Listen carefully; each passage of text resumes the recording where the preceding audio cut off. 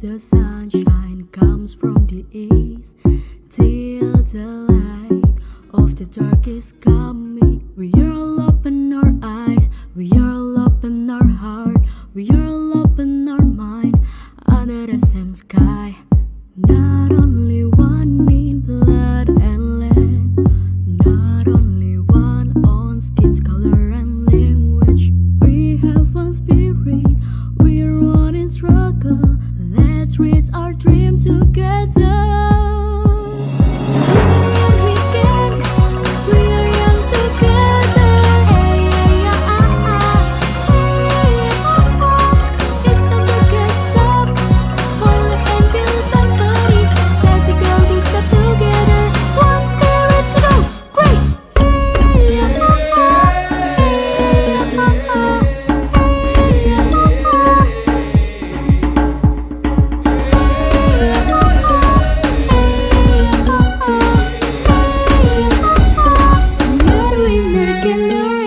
Not only one in blood and land, not only one on skin's color and language. We have one spirit, we're one in struggle. Let's reach our dream together. We can, we are young together. Hey, hey, ah, ah, ah. Hey, ah, ah. It's time to get up. Hold a hand, build somebody. Time to go, we step together. One spirit to go. Great. Hey, ah, ah, ah. Hey, ah, ah, ah. Hey, ah, ah, ah. Hey, ah, ah, ah. Hey, ah, ah, ah. Hey, ah, ah, ah. We are winner generation. Lift as high as you can. Hold as much as you can. Pain is beautiful as you can. Breathe the best into the world.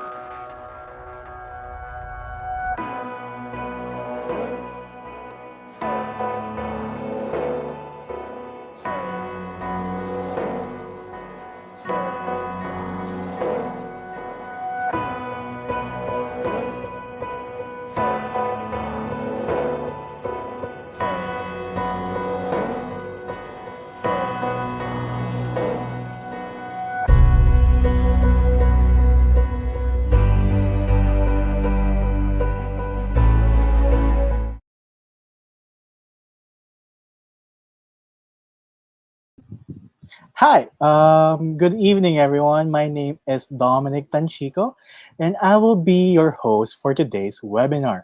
Before we begin, if any of you have any questions regarding our discussion for today, don't hesitate to send them to us by entering it in the comment section of whatever social media platform you're watching this on.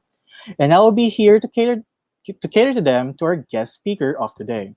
So, welcome to the live webinar series of ESME Philippines, an e-learning marketplace for Filipino professionals where one can develop relevant and in-demand skills through masterclasses in different fields of learning.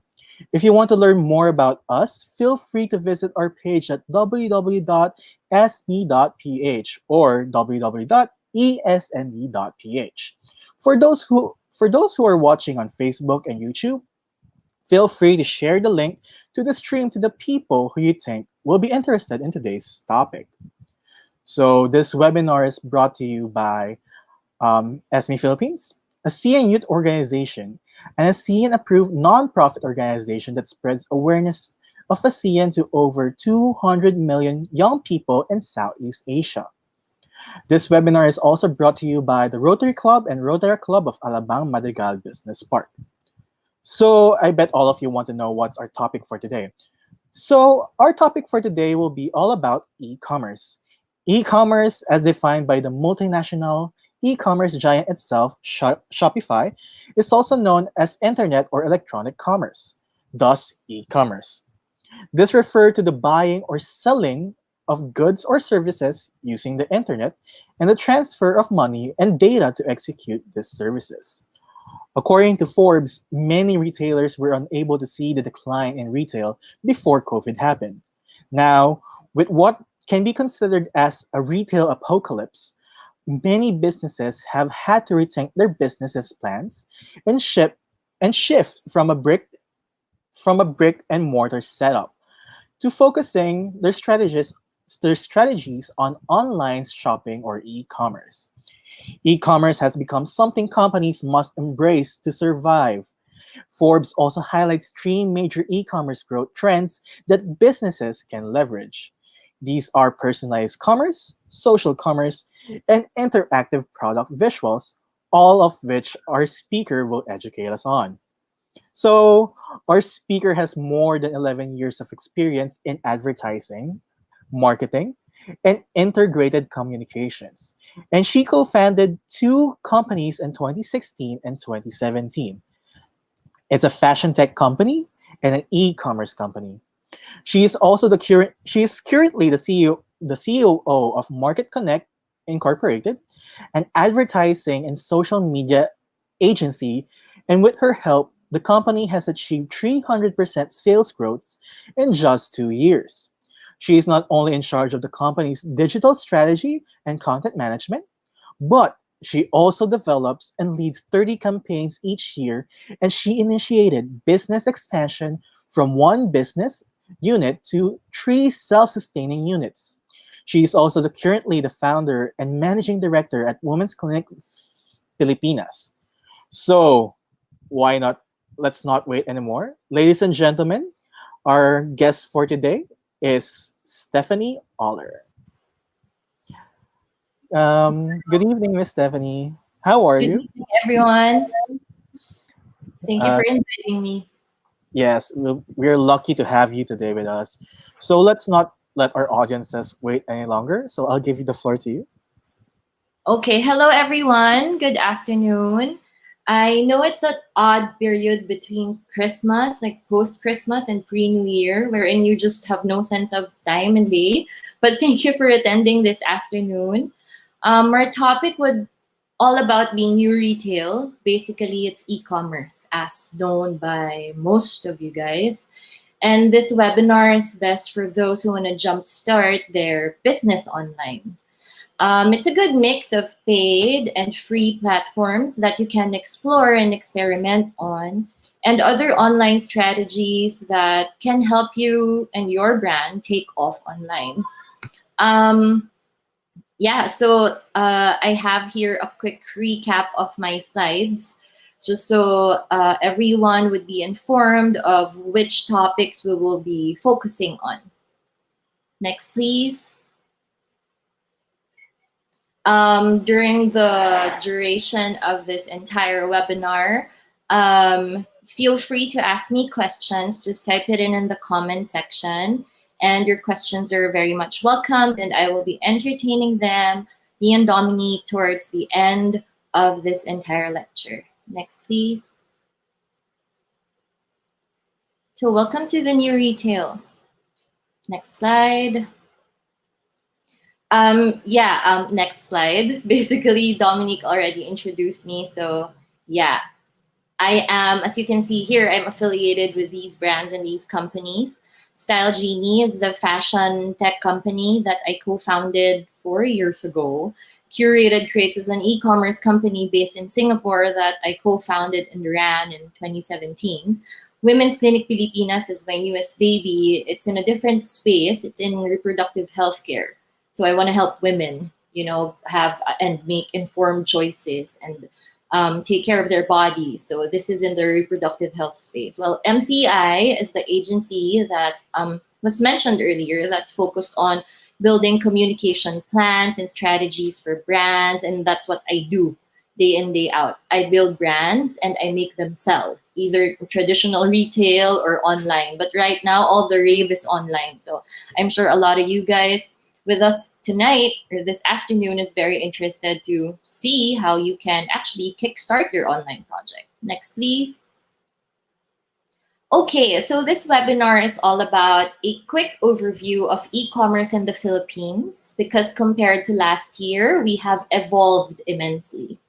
Which e-commerce channel is for you? So we will be laying out considerations depending on your budget, of course, on your level of commitment, on what you're ready to roll out, so on and so forth.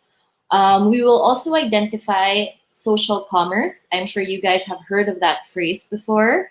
We will enlighten everyone on that. What to expect when you invest in e-commerce, so expectations, things you should consider, and e-commerce best practices. Next, please. Okay, so e-commerce in the Philippines. Let's begin with the population because this is very interesting. There are 109 million Filipinos to date. And 99% of those Filipinos are very active social media users. 73%, however, are internet users, so it's a little lower than social media activeness. The average time a Filipino spends online is 9 hours and 45 minutes. It's a whopping almost 10 hours, and almost 4 hours of that time is spent browsing social media platforms. The average age of the entire country is 25.7. So we're a very, very young country. And in this particular age profile, this is the young, tech savvy, ready to explore new products, discover new services, and try them out. So the promise is there. It's a growing country and a growing up population. Next, please. So let's step back a little before COVID or the lockdown happened. I ran two e-commerce companies 4 years and 3 years ago in the Philippines, and based on actual experience, the level of conversion. So when you use the term conversion in e-commerce, it means the person actually buying a product online is very low, and we blame it on cultural factors.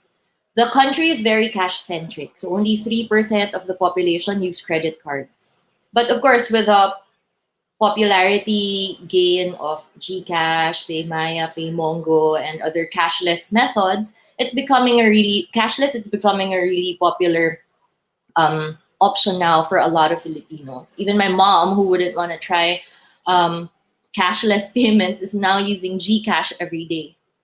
We also have that face-to-face culture wherein we wouldn't immediately buy something unless we try it on, unless we experience it. So that's another thing that's difficult when it comes to e-commerce. Hence, before the lockdown, only 2% of Filipino netizens have purchased goods or services online. So it's a very, very, very low. It's very low. Next, please. And then the lockdown happened. So to a lot of us, the lockdown was such a big surprise because no one expected that. Next, please. People are all of a sudden inside their homes. No one is allowed to go out unless you are a part of the healthcare force, and otherwise you're just to stay home. And in the slide, you can see Google's COVID-19 Community Mobility Report. So this is a worldwide report by Google. So these are the global averages. The usage of retail and recreation facilities is down by 82%.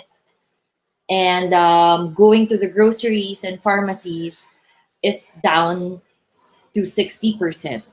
And mobility to the workplace is down by 67%. So basically, no one really goes to work anymore, or to school anymore, or to parks or anywhere else. We're just all home. We're all stuck at home. Next, please. So during COVID, the malls were empty. There's no traveling allowed. Zero eyeballs on the streets. And because of reduced people mobility, no one is actually seeing ads outside. No one seeing billboards Mall traffic is zero. Transportation is zero. Next, please. Here, as you can see here, this is a before and after, or before and during the lockdown. Traffic in Manila plunged as much as 80%. So there's really no one going out. Next, please. The busiest public spaces most probably would be the groceries, but lingering in groceries aren't allowed as well. And people in groceries, they tend to just finish errands and grab whatever they can, drop in the carts and line up and go home and sanitize themselves before entering their homes again. So this isn't exactly a very good time for brands in terms of brand exposure and advertising. Next, please. The F&B space was in a slump. They were basically shut down. During ECQ, they were just closed. During MECQ, takeouts were finally allowed. But a lot, even me, like a lot of my friends had to close down their bars or their restaurants because of what happened during the lockdown. Next, please. In terms of media, it was also a major blow for us Filipinos because ABS-CBN shut down. And for radio and TV, they closed down most of their shows due to, again, mobility issues of people. So radio and TV were mostly playing playbacks and news. And that's basically it. Next, please. So I was trying to look for this figure online, how much of a revenue drop was there in retail because of that extreme mobility reduction. According to an insider, there's a 60% overall drop in retail's revenues. And this is a nationwide average at least. According to PIDS, the wholesale and retail trade space have projected a loss of between 93 billion to 700 billion just this year. Next, please. So it obviously gravely affected retail in the Philippines. Traditional retail, to be specific. This slide is according to IBM's retail index, that the pandemic has accelerated the shift away from physical stores to digital shopping by roughly 5 years. So in essence, the forecast of traction that we're supposed to hit by 2025 is already happening today on a global average. So it was like fast forwarded 5 years from now, we're already there in terms of e-commerce popularity, use, and traction. As brick and mortar stores closed, marketers used to vie for shelf space. They're now vying for online space. So they now have increased investment in retail media to keep their products in front of customers who browse Facebook all day long. They needed ads out immediately. They doubled their ad budgets. They invested more in creating good content online. And basically now it's not really all the posters and the billboards outside and the commercials, in stores. It's all about being available in all social media channels and making your brand accessible to a lot of people. Next, please. So in terms of pointing out specific business cases, we have in this slide different businesses that have pivoted early enough during the lockdown. Unilever reported a 49% rise in their e-commerce sales. So they contribute that extreme rise of e-commerce sales that they've never seen before into behavioral shift of consumers. Next, please. And with that, Southeast Asia's grocery market will be worth 309 billion US dollars by next year. Next, please. Lazada, whoever shops here in Lazada, we all do. Lazada saw a 15 times increase in sales of essential goods. Next, please. Their most recent 9/9 sale, their revenue doubled compared to last year. And next, please. They approximately created revenue and sales for 60,000 brands and sellers during their 9/9 sale, and nearly 600,000 products were sold in one day. Next, please. HMR Philippines, if some of you know it, it's a furniture and an appliance store. They jumped online early on. So when the lockdown hit, they jumped immediately with the help of Lala Move Online. And they saw their sales grew by 30%. And they were just doing online sales that time. Next slide, please. Grab was probably one of the freshest, biggest brands in the country that caters to e-commerce services. Grab merchants increased their revenues by 57% during lockdown months. Between April to June, they onboarded 12,000 new merchants. And it's not easy to close merchants, especially when you're a marketplace. As of August, they have 78,000 merchant partners. At some point, I'm sure you guys have noticed how explosive all the Grab options are in app, and that's how they grew it. It's basically brands and merchants realizing the value of e-commerce now that traditional retail is actually was basically gone for 3 months. They had to do something and then shift to online commerce or e-commerce. Next, please.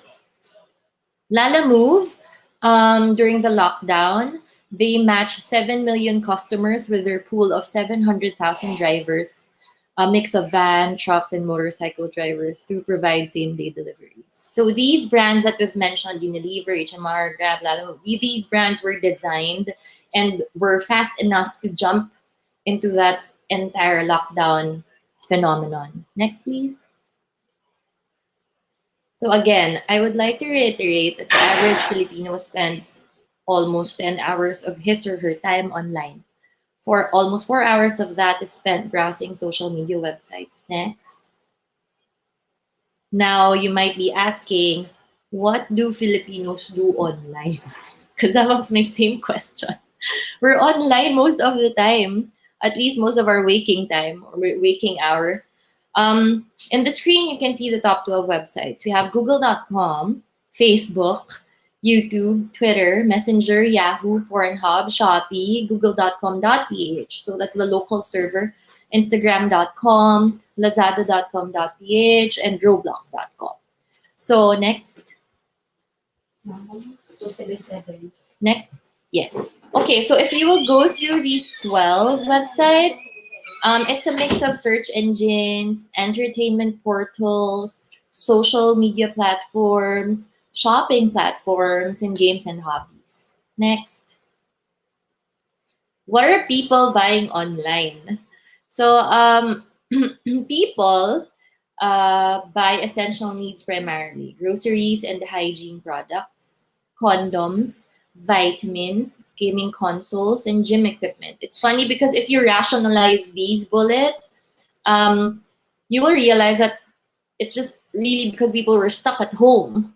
There's so much time to work out. There's so much time to play games, and you need to keep your body healthy because of the entire pandemic issue, and you need to keep your family safe from another baby because you have so much time with your partner. And of course, you need food, so essential needs. So on, yeah, next please. Okay, so now let's talk about your e-commerce options in the Philippines. So obviously, from the previous slides, it's very apparent that e-commerce is the next big thing in retail. It's actually a one-way street ever since. It's the only way where brick and mortar is a phrase that we use to describe traditional retail, wherein you have a store and you have to go to the store and you have to buy a product and you have to pay in cash, so on and so forth. So that's brick and mortar. So from brick and mortar, the only logical way or the only logical path for retail is to really transition into online. And this pandemic helped a lot of people, especially Filipinos, to realize that. Because as mentioned, it was never easy to convert Filipinos into buying things online. So now let's explore e-commerce options in the Philippines. We have Lazada and Shopee. So these are the two biggest marketplaces aside from Zalora and other marketplaces that you're familiar with. But so far, Lazada and Shopee are the two giants in e-commerce. Lazada gains a monthly traffic of around 23 million. They have more than 3,000 brands, and they cater to 560 million consumers from Southeast Asia. So both of them are regional brands. Shopee has a monthly traffic of 15.41 million, slightly lower than Lazada's. They have 200 brands with them as of 2017. It's very difficult to find updated data for these two. And they cater to 200 million consumers as of 2019. Next. These two are marketplaces, and it's easy to get listed here. You just have to create your own store, prepare your own images for your store banner, prepare the photos of your products to upload them real time, put in details there, and then you're done. You can list it real time. Shopify, and another one, please. Next, please. There. Shopify is actually a CMS platform defined for e-commerce. So if you want to put up your own e-commerce store with its own URL, let's say viragummies.ph or ascorbicstrength.ph, you can use Shopify for that. And aside from building your own via a different CMS platform. Shopify, however, is the more popular one, especially for small startups or home-based businesses, primarily because you can do basic setup here without the need of a developer. Or if you want a little more advanced in terms of design and function, you will have to get a freelance developer, which can go as low as 15,000 pesos per project. So for Shopify, it has 16 million monthly traffic. It has 1 million merchants worldwide. It's a Canadian company. And it has 40 million customers worldwide. So a lot of e-commerce websites run in Shopify. And why? Because it's very easy to launch. You can launch your Shopify store in as fast as 2 days, given you already have all assets, meaning photos, price list, descriptions, so on and so forth on hand. While a CMS platform may be a little cheaper on the long run because it doesn't charge you for every sale that you make. So that's the thing with Lazada and Shopee and Shopify. They have a revenue share, meaning from every sale that you will make, they will charge you a specific percentage. But when you put up your own website, let's say another vitagummies.ph or another ascorbicstrength.ph, using a different CMS platform, you just pay for the setup fee. I think a very cheap CMS-based e-com website now can go as low as 100,000 or maybe 80,000 if you can get a good freelancer. That's still an up-and-coming one. Yeah, but you don't have to suffer from revenue shares. Next slide, please. Now you will understand what the revenue share is. Okay, in this slide, you'll see that Lazada charges a commission per sale. They charge 5%. And other fees, such as payment service fee that ranges from 1 to 2%, depending on the price of the product sold. They charge a delivery fee worth 2%. For Shopee, they charge 2% commission per sale and payment service fee at 2% plus VAT. The delivery fee, however, is charged to consumers. Now, the thing with Lazada and Shopee, now we'll talk about the upside and the downside later. Next, please.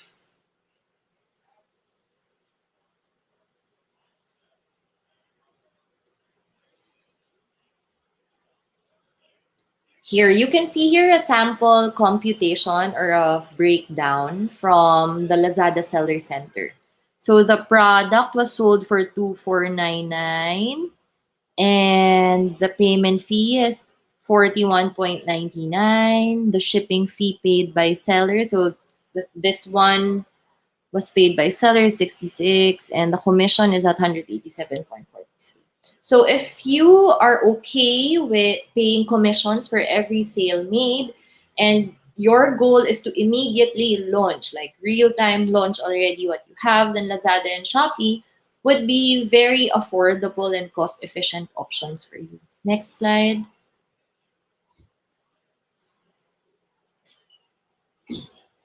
Now, Shopify, as mentioned, it has a monthly subscription. So you don't have to pay a setup fee for Shopify, but you just have to pay monthly costs aside from the commission. So for Shopify, the basic cost is $13 per month and 2.9% plus 30 cents per transaction. Now, it depends on the plan that you get. It ranges from $13 to $100. And the transaction is always 30 cents for their payment gateway. And the commission rate ranges from 2.4% to 2.9% for every sale made.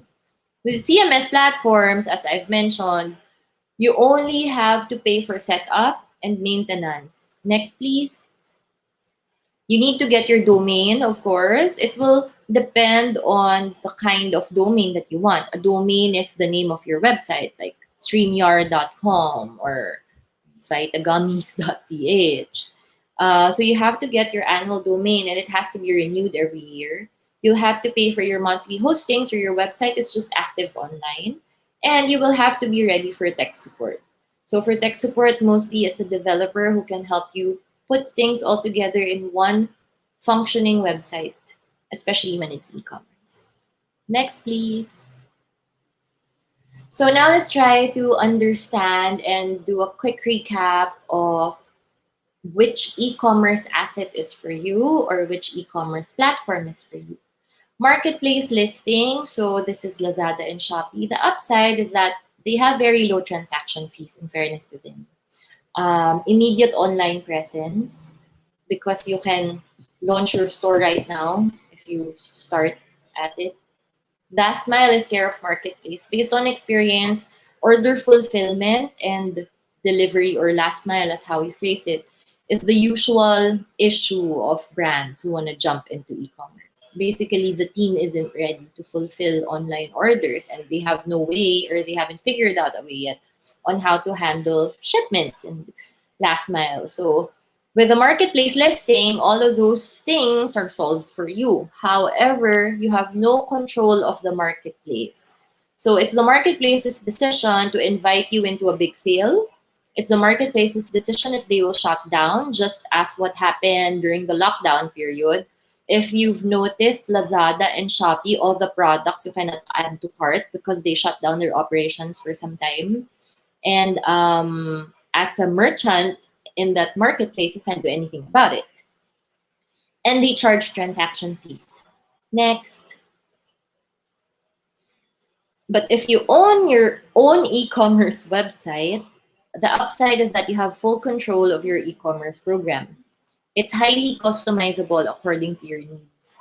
So customization usually happens for advanced products or services in e-commerce, such as hotel bookings or airline bookings, subscriptions, so on and so forth. Revenue share may be avoided. So as I've mentioned, if you go for other CMS platforms with a freelance developer, you don't have to pay a revenue share. This is actually good for those products wherein you only have very small margin. So you get to reap the net fully and you don't have to pay any additional expense. The downside of an owned e-commerce website, however, are high maintenance costs because you need to pay for it on the monthly, and there's regular maintenance required. So you will have to be talking to your developer very often because of changes and updates. Next, please.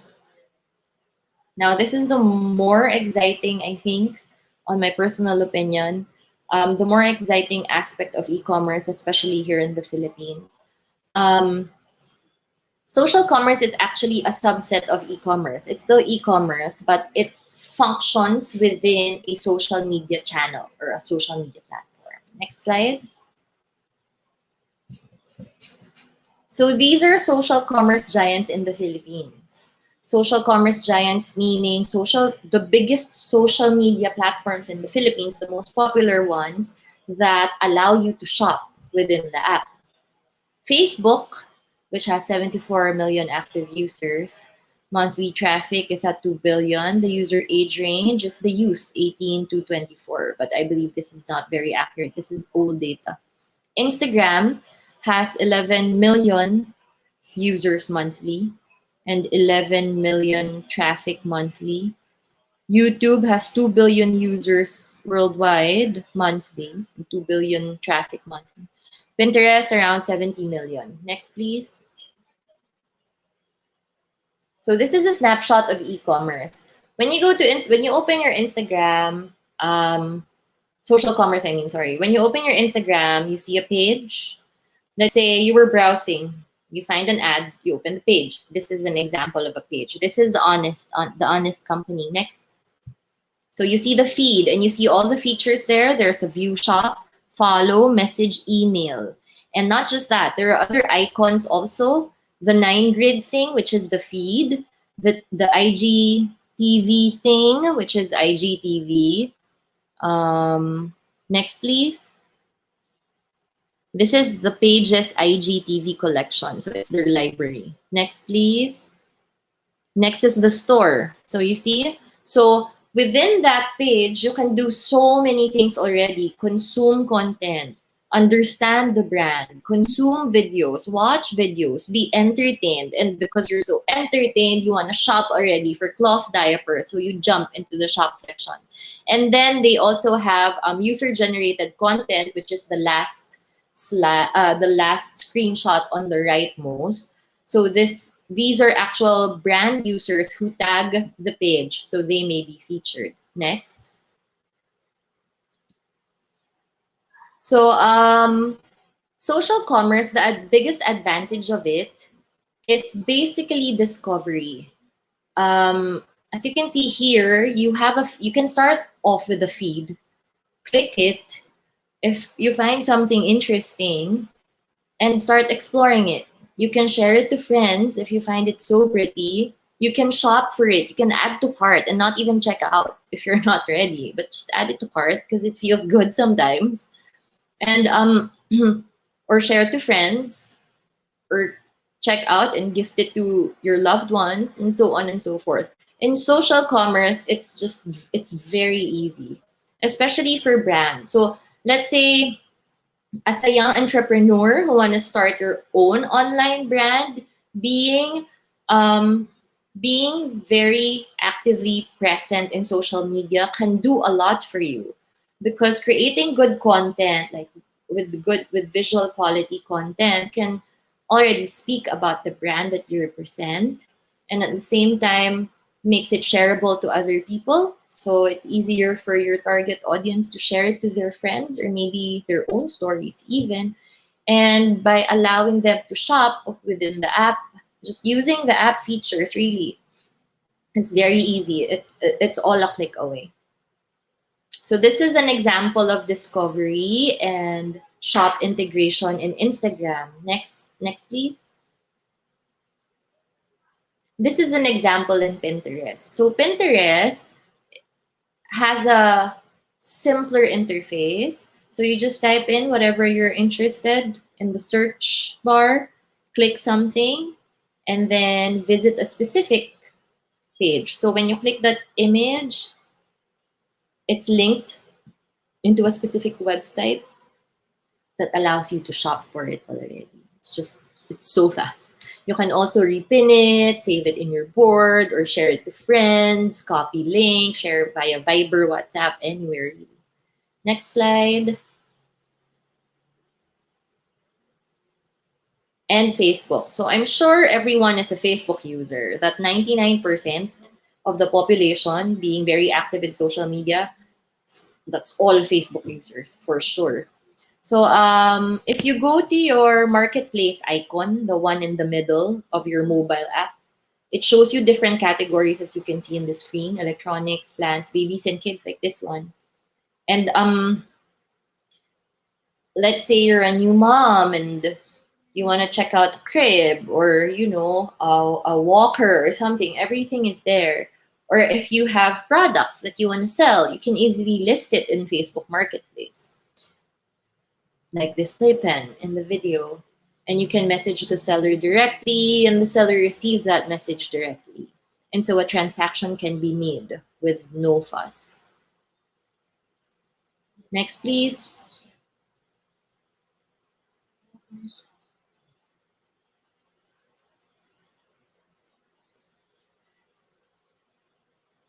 So in a nutshell, social commerce allows discovery, social sharing. So it's easy for a particular content or brand content to go viral in social media. Immediate buying, because everything is just a button away. Zero to super low transaction fee. So when you do social commerce, they hardly charge any revenue per sale. They just really allow brands to do it. But there are some plugins that will require payments, but at very low rates, such as 10 pesos per product sold. Next, please. But as any other option, social commerce has disadvantages as well.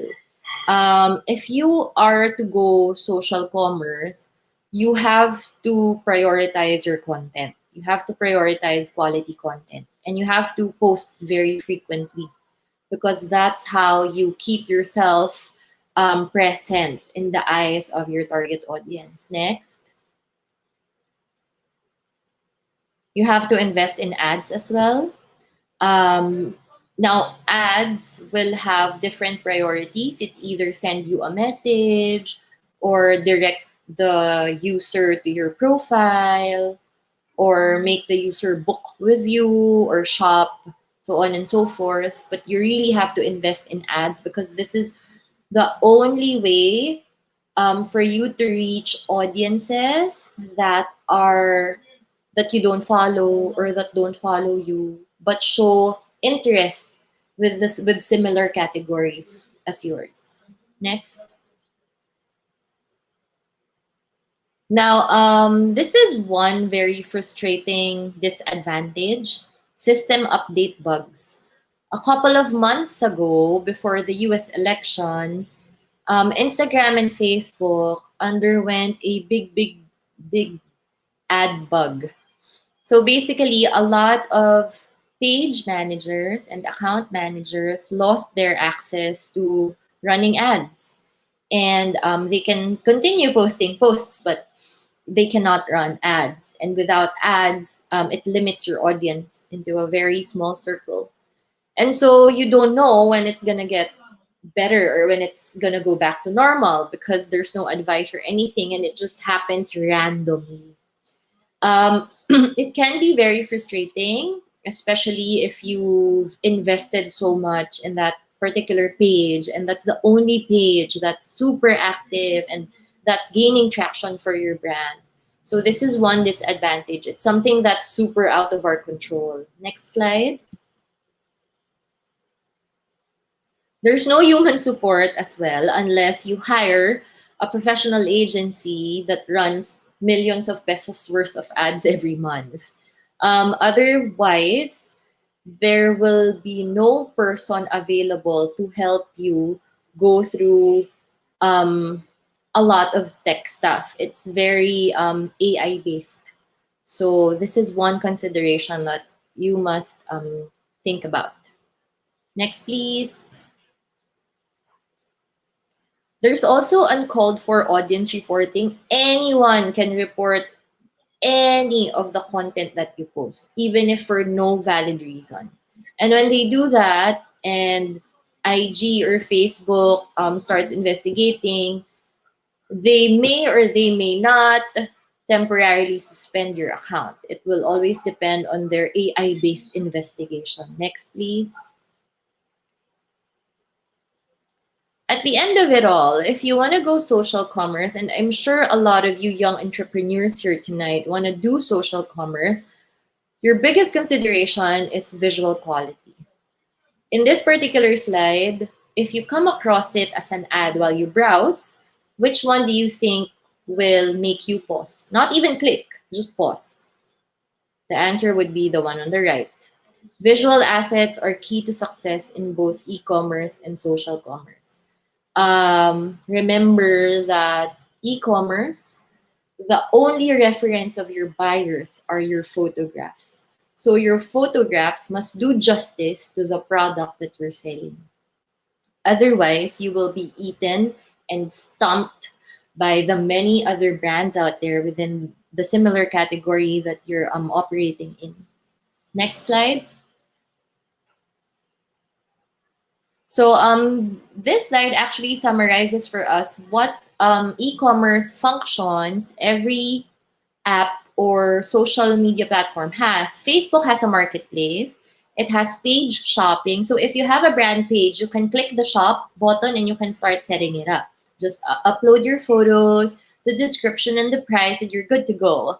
And you can even start tagging your posts. So once users press that particular post, they can easily shop. So it's very similar to post shopping in IG. And they just launched this like a week ago. Messenger shopping. When you open a particular page, the Messenger bot pops up, and there's like a quick bot that allows you to shop or know more about the product. Smart ads. So smart ads are those ads that follow you anywhere you go because you showed interest in it a couple of days ago. So that's called smart ads. Ads that convince you to buy something immediately. In advertising, there's a rule of 7. So a particular customer would buy a particular product after seeing that product 7 times. And in e-commerce, it's the same rule of thumb. So that's why content is very important in ads. Instagram, they have post shopping, page shopping. In stories, you can even shop in IG stories and smart ads. And even now, here in the Philippines, IG live, live shopping, that's a very popular technique or method right now. YouTube has smart ads and in-video shopping. And Pinterest has active shop links. Next, please. So if you are if there's a business concept that you're thinking of exploring, you can start surveying these platforms and just explore first and see your level of commitment up to where you're willing to commit to the project and up to where can you spend and maybe begin with your social media page and see how you build your traction from there. This slide shows us what I've actually summarized in the earlier slide for Facebook. So the one you can see on the upper left with the white background, that's a page shop. The one on the bottom is a smart ad. The one on the middle is the messenger shopping. And the one on the right is a page shop. Next, please. This is Instagram. So the one on the left is post shopping. So that's an ad. The one in the middle is in-story shopping. It's also an ad. You can run ads as stories. And the one on the right most is basically another post shopping. Next, please. For YouTube, YouTube is very straightforward. They thrive on ads. So they do smart ads. If you browse anything in Google, whatever, it just pops up similar brands to what you browsed or looked for. And you can also press the links within the ads. As you can see here, let's say in Zalora. This is a very popular method, especially for apps, to download apps. As you can see here, Zalora and Paymaya. Next, please. And Pinterest. So in Pinterest, The links, the e-commerce links are usually connected to the actual photo. Next. Okay, so e-commerce basics. I believe that we're at this point. We're in, I will be um I will be bulleting or summarizing um how to get customers online. Because at the end of the day, that's the most important factor for an online business. You have to keep your customers with you. Next. So the number one factor is brand experience. Customer experience is the top reason consumer site for choosing a brand when making a purchase. Your number one weapon here is branding. What's branding? Your voice, your colors, your font style, your brand's personality. All these factors set you apart from the millions of other brands in the market and the social media space. You want to be funny? You have to be funny all the way. You want to be dramatic, full of feelings? You have to keep that attitude all the way. From your photographs, from your photography's lighting, to your packaging, to everything. The entire customer experience has to be intact because that is your ultimate identity. I actually have here a few examples of multinational brands that are now worth billions and more. Next slide. Kylie Cosmetics. So Kylie started this company more than 10 years ago or 10 years ago, around that. She started it in Twitter actually. So what she did was she loves lipstick so much, she started asking her Twitter followers about shades. So she told them that she's experimenting on lippies and what shade would be good to launch, so on and so forth. And it worked. She made her customers feel like they're part of product development. And so her customers are loyal to the brand like crazy. She was able to keep that customer experience intact, and she even responds to complaints or tags and whatever online. So that's the Kylie brand. The Kylie brand is keeping your customers part of the brand's journey, and so they feel like they're part of it, like they're part of something big. And that's how the success turned into a billion-dollar business, and her being the youngest at the cover of Forbes. Next, please.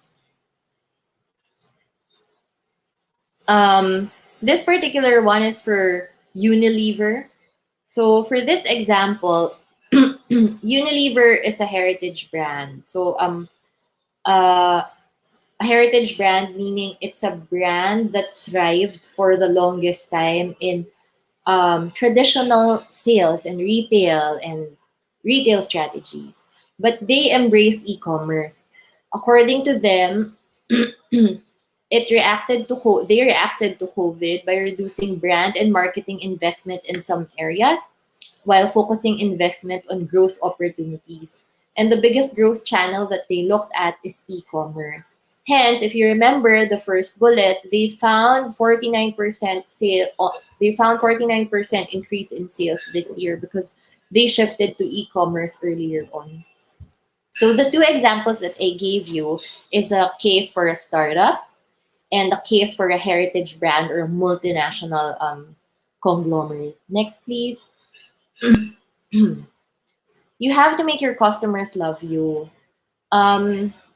I studied this particular consumer behavior document, and customer service is a subset of brand experience. According to a particular tech company, 73% of customers fall in love with the brand and remain loyal because of friendly customer service. Not to mention, you would want to keep your customers happy, right? And coming back. Investing in new customers is between 5 and 25 times more expensive than retaining existing ones. So you really want to keep your customers coming back. 55% of customers remain loyal to brands because of easy access to information and support. And 36% of them appreciate personalized experiences, such as relevant offers. So let's say a birthday promo or an anniversary bonus, so on and so forth. But essentially, um, it's true that it's way more expensive to get new clients than to keep them coming back. Next. So how do you keep them coming back? You always have to remain present. As I've mentioned, there's the 7 times factor, which requires your brand to be seen 7 times before anyone buys it or takes action to it. Give them incentives and special offers. Make them feel special. Um, these things will allow you to generate high click rates. So as you can see, these are examples of ads, um, games, and coupons. Emailers, offers. Emailers are big also here in the Philippines, so that can work. Next.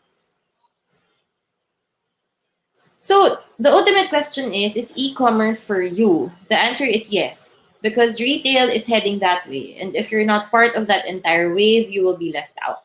So if you are thinking or contemplating about putting up your own business online, today is actually the best time for you to begin. But it doesn't mean that you have to begin like big already from the very beginning and invest so much money. You can always start small. There are actually a lot of brands that started simply and started small. If you go to Instagram or if you spend just much time on Instagram on the daily, you will realize that some of the brand pages that you're following have grown their followers and their traction within this period of, well, since the lockdown. And it's crazy, from like 1K followers to like 12K followers and always sold out, so these cases that we have encountered and we have personal experiences on should inspire you into pushing for that project already. Next. So what would be your considerations if you want to jump into e-commerce, or if you're considering e-commerce? First of all, the products that you will sell online. So the products that you will be selling, of course, it matters. Just to give you an idea, not all products can be sold online or will be easy to sell online. So what am I talking about? Tobacco products will be very challenging because social media channels will not allow you to post anything about those. Um, Food will spoil, so you will have very limited e-commerce options viable for your product. You cannot list it in Lazada exactly, you cannot list it in Shopify exactly, because you don't take care of the last mile or the delivery, and they still pack it in their warehouse. It's going to spoil. It's very prone to spoilage. And there are many other kinds of products that are not very suitable to all e-commerce platform options out there. So you have to consider, what products are you selling? Next, what e-commerce channels are available for you or are suitable for you? So as I've mentioned earlier, not all e-commerce channels are feasible for your product or for your service. What payment gateways can I um, partner with? So payment gateways is another, and logistics actually in the fulfillment system. So the items 3 to 5. So these are the fulfillment aspect of e-commerce. So when you add something into your cart, a payment processing gateway does the work for you there. So you need to partner either with PayPal, with PayMongo, the cheaper option versus PayPal. PayPal charges 4.4%. And PayMongo charges around 3%. PayMaya also is integratable. So those are your payment gateway options. You can also opt to accept manual payments, as myself experienced it in many websites. What they usually do is they process it manually. So they add to cart They check out, they type the email address, the mobile number, the delivery address, and so on and so forth. There's a summary of the orders, and they click submit or submit order. And then there's a person who emails back that particular client and tells them, okay, this is your order is received, and we are to process it after you send this payment in the following channels, the following banks. So something like that. That's a manual payment gateway. It's up to you how you intend to process it. But right now, with the advent of the QR codes and InstaPay and PesoNet, it's all very easy. Next is your fulfillment system. Are you ready to fulfill the orders? Let's say you join a particular sale. Let's say you joined the marketplace and you listed your product there, and you joined the 9/9 sale, and then you sold, let's say, 100,000 units of your product. Are you capable of fulfilling that? Will you be able to put up an ad hoc team and fix that? If the answer is yes, and then no problem, you can join whatever grand sale that you have. For the more traditional brands, actually, the heritage ones, so the bigger companies that you see in groceries, their biggest issues usually are with fulfillment, because their company is designed to cater to traditional retail and not really e-commerce. So to them, e-commerce is not an easy leap, because they will have to overhaul their operations. Logistics partner. So who will do the logistics for you? There's Lala Move business, there's Grab business, there's Mr. Speedy business, and many others. So it's all a matter of if you wanna automate it, meaning for every order confirmed, verified, paid, and ready to ship, automatically it tags the driver so the driver can pick it up, or you just want to do it manually, which means manual booking for batch processing of orders. Customer support. So what would you do if there's a complaint? So that's one question. How do you intend to answer your customers' questions? Your customers will have the same questions over and over. So just prepare an FAQ. After around 2 weeks of running your business online, you will be able to figure out which are the most popular questions, and it'll be easy for you to put up an FAQ. Regular reports, data analytics. So this factor is actually very important.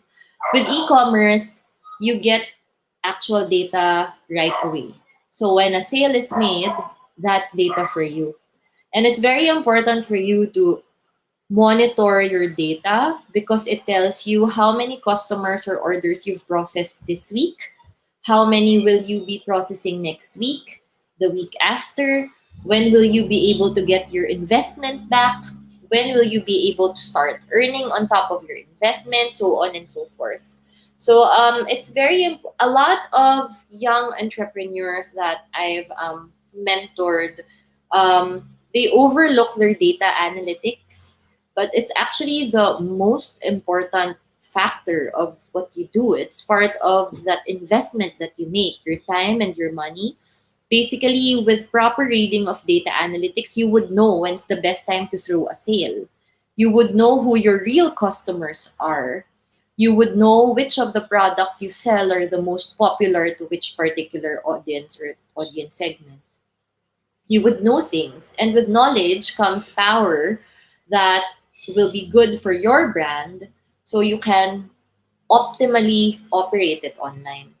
Lastly, as your online marketing or your search engine marketing, you've already invested so much in figuring out your operations, how you will post your products, how much you're going to price it for profit, so on and so forth. Next, you have to be very consistent in terms of presence, your online presence. It has to be there all the time. Amazing pictures have to be there all the time. Your ads, there has to be an ad somewhere. People have to see that you're present online and that they can buy you and that you are very accessible. Next. These are the top three things that you should actually ask yourself. How much budget do you have? How much effort or commitment are you willing to give your online project? And what is your realistic capacity? I believe I've given examples for all of these things. Let's move forward. Next, please. So what to expect when I invest in e-commerce? Okay, this is actually a funny question. A lot of my clients, um, especially the big companies, they think that if they invest in a website and a bunch of marketplaces where they can get listed, that they will create huge impact into their sales in as fast as 3 months. So that's not true. E-commerce takes a little time to take off. Um, in terms of well, based on experience, you need at least 6 months to see real traction. So your first 3 months would be family, friends, and then you're gonna hit a plateau somewhere. But then when you hit your fifth, 6 months, and then you start really getting your organic market, like those people who will really spend for your brand, and then from there you see the trend. So if you are very consistent when it comes to online marketing, if you read your data, the data that your ecom generates for you well, you would know when to throw the arrow. So it's gonna be actually very optimal for your online business. So for social media, you have to expect that you have to keep your presence active, as I've mentioned already. You need to invest in aesthetically impactful visuals because, again, this is the only gateway of your customers into the product that you sell. So if the photographs that you have are not of quality or doesn't show the real value of what you offer, and then it's gonna be hard to convince those people to spend money on your product, right? Integrated links to ecom channels. So you need to make sure that your social page or all your pages are connected to one another. So it's easy for people to shop if they finally want to shop. Spend on online ads, it's very important. It doesn't have to be a big amount. So to give you an example, it can go as low as 480 pesos for 5 days in Instagram.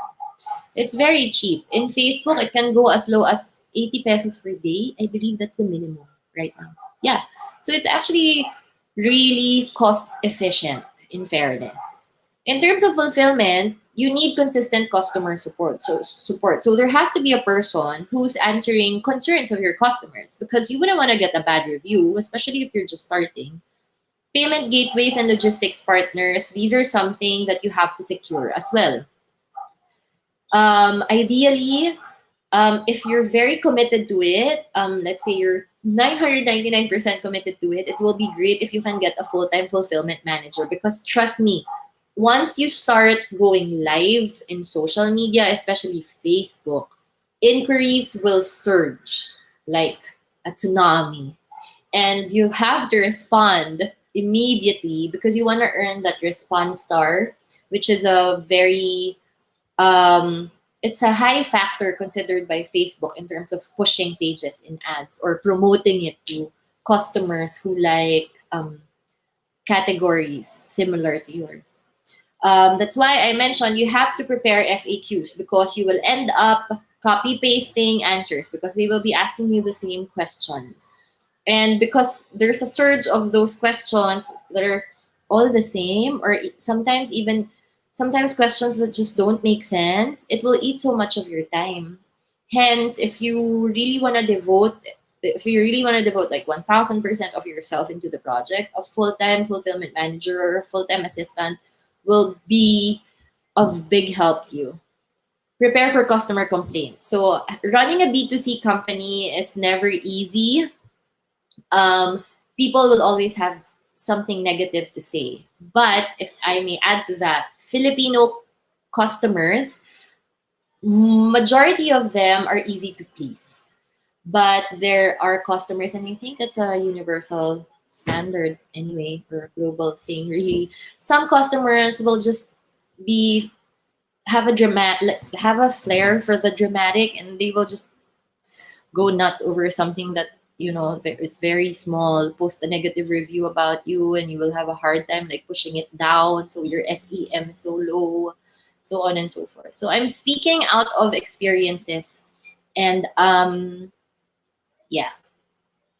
Analytics, expect to see growth within 3 to 6 months, depending on the nature of your products. So, as I've mentioned, 6 months will be a good milestone check for your online project. Monitor your traction on a weekly basis because you don't want to miss out data.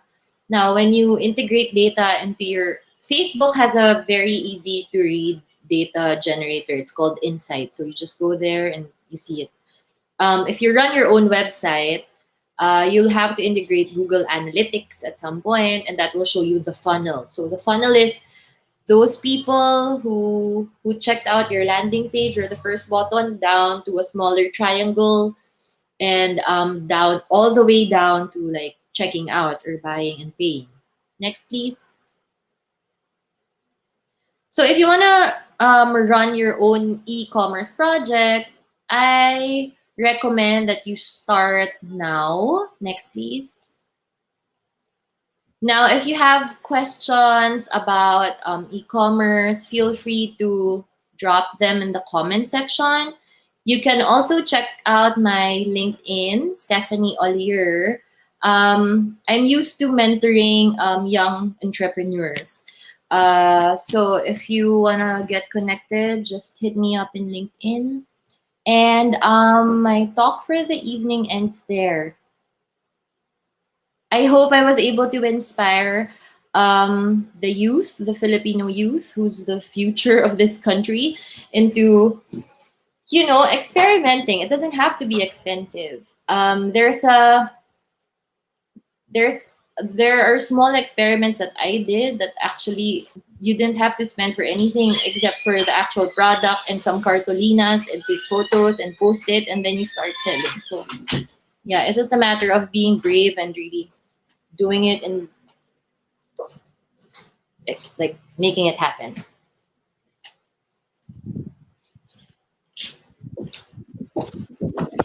So, hi.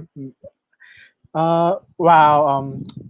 I'm kind of amazed. That was a very informative talk, Miss Stephanie.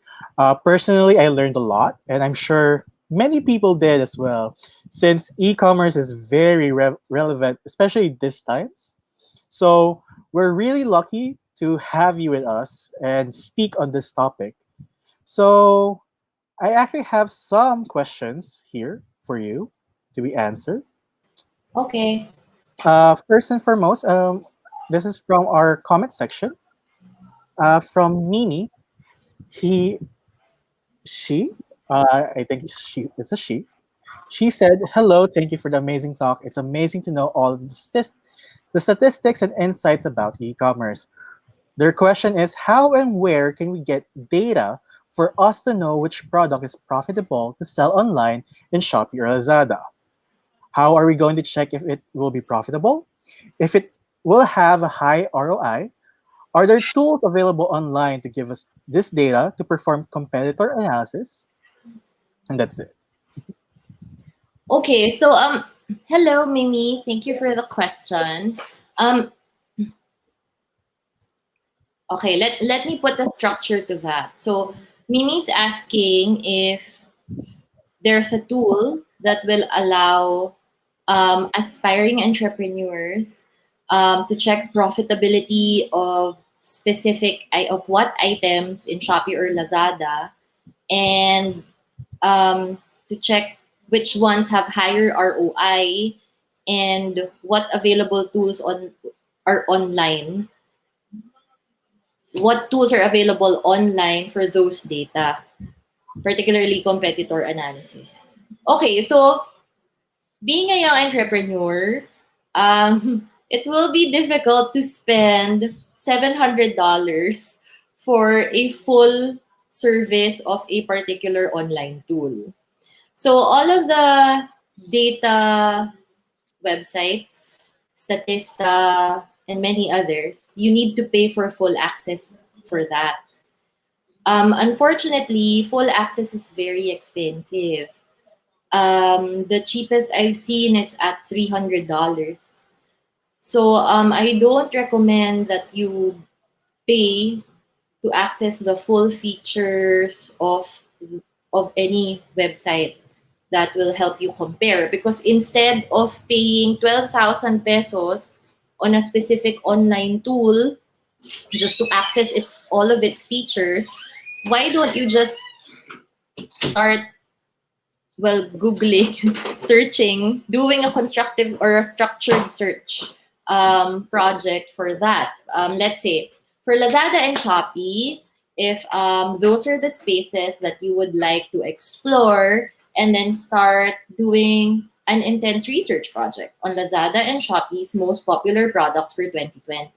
So it's more of a self help thing. It's really DIY, because there will be no tool available online, and I am sure about this, that will be able to give you all of these data at a very low price. So what you can do is structure your research project. So this is usually the first phase of every product development. So you start with Lazada and Shopee, the most popular products for 2020, the product that sold the most in 2020, and then you start streamlining those items. Um, in terms of profitability, you do another research on that. How much margins by any standards are being applied on those items, on those popular products. In terms of profitability, you will have to compute. Out of research, if any of your research shows you that, okay, let's talk about the particular item so we won't lose the thought here. Let's say vitamins. Okay? So let's say vitamins is one of the top 10 most popular or most sellable products in Lazada and Shopee. So you start researching profit margin on vitamins or multivitamins in the Philippines. And then that gives you the information you need already. And after that, you start checking how many multivitamin stores are there in Lazada and Shopee. So from there, you already know your competitive landscape.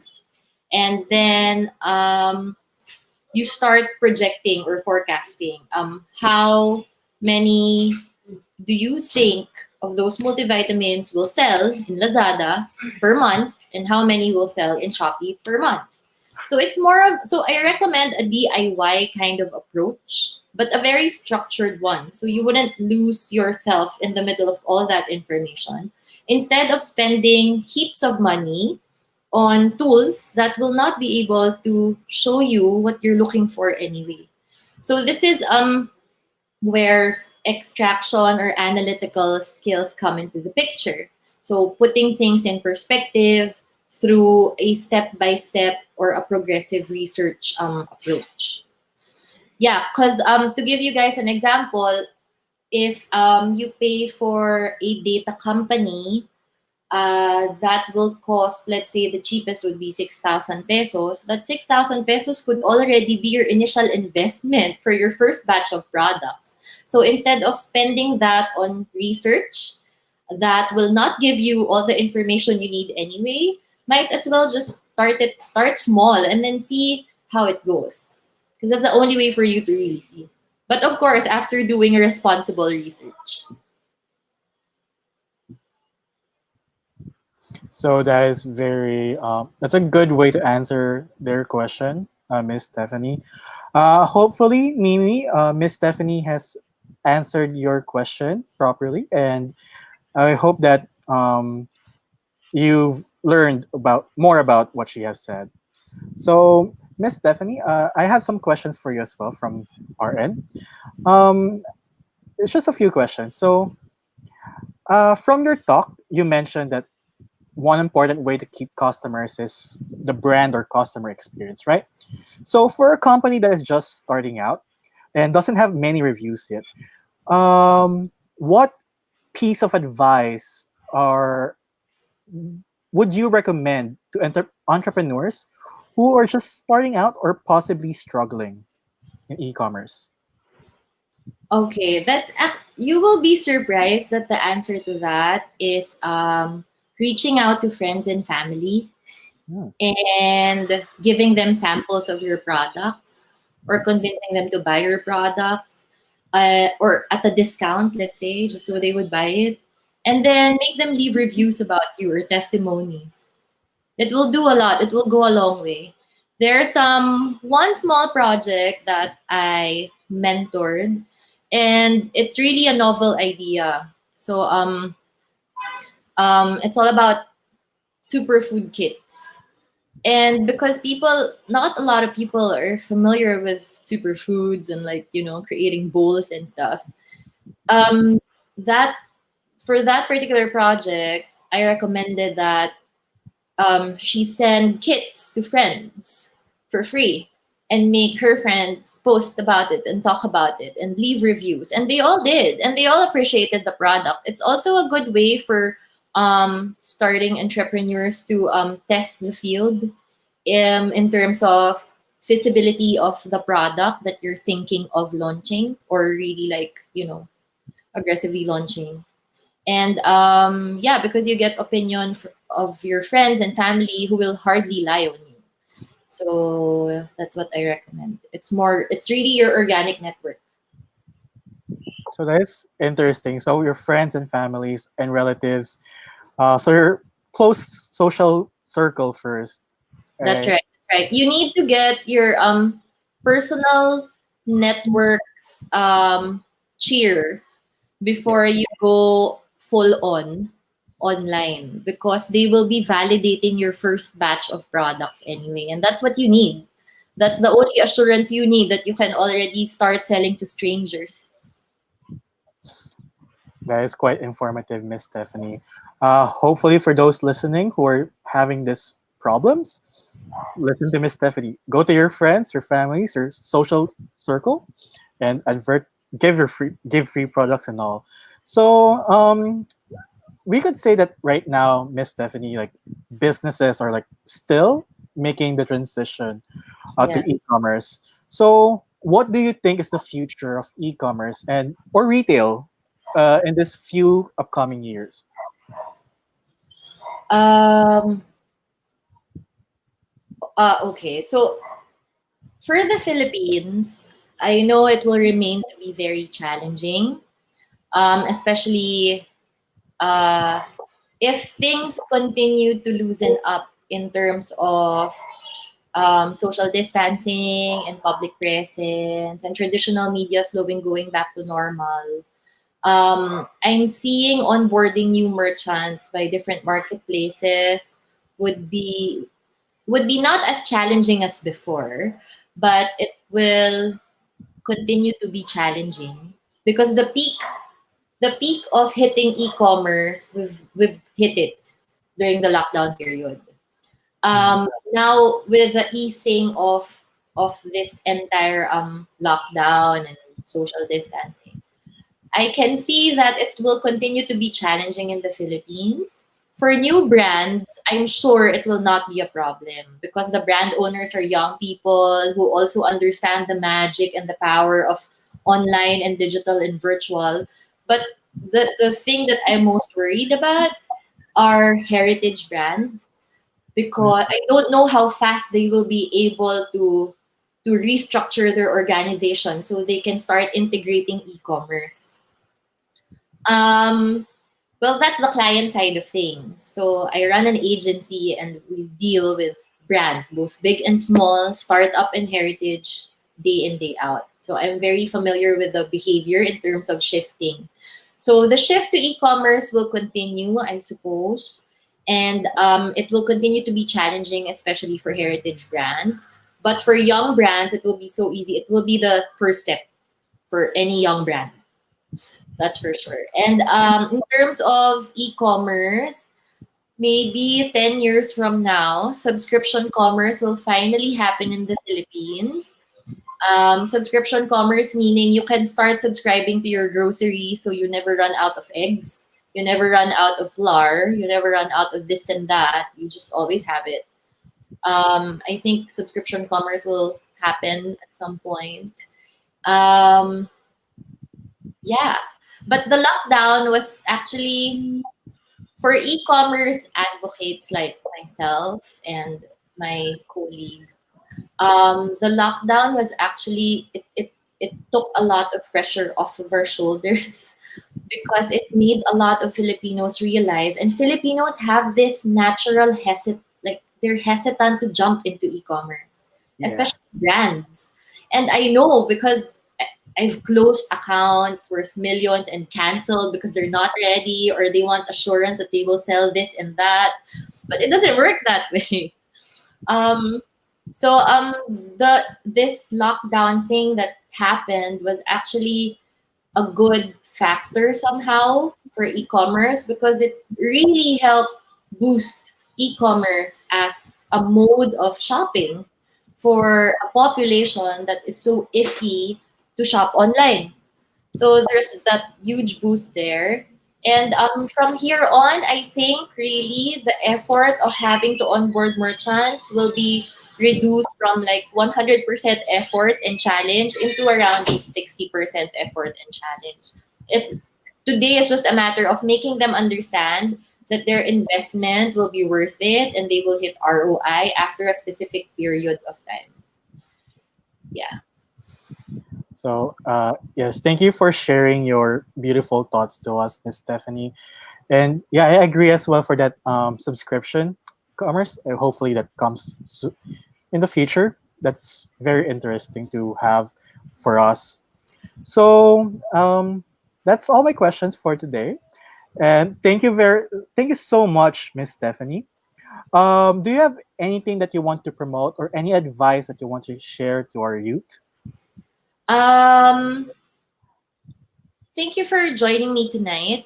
I love teaching and training people and mentoring. If you have questions about e-commerce or branding or anything, just hit me up in my LinkedIn. And I hope that this webinar inspires everyone to finally kickstart that project because it's a good learning process for you guys. If it earns, then good. If it doesn't earn, and then it's okay. It's just as if paying for your education, but this time way cheaper than a master's, right? So I hope this inspires and motivates a lot of you guys, and I hope to see you guys soon. And just hit me up anytime. Thank you for joining me this evening.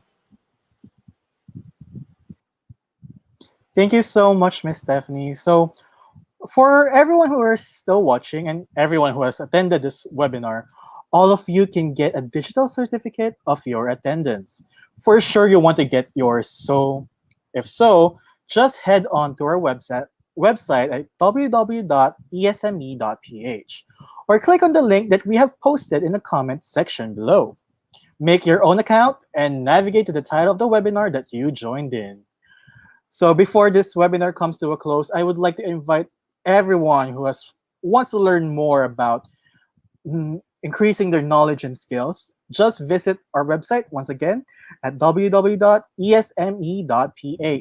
We offer a wide range of master classes, those of which you can enroll in based on whatever is relevant to your passion, career, and interests.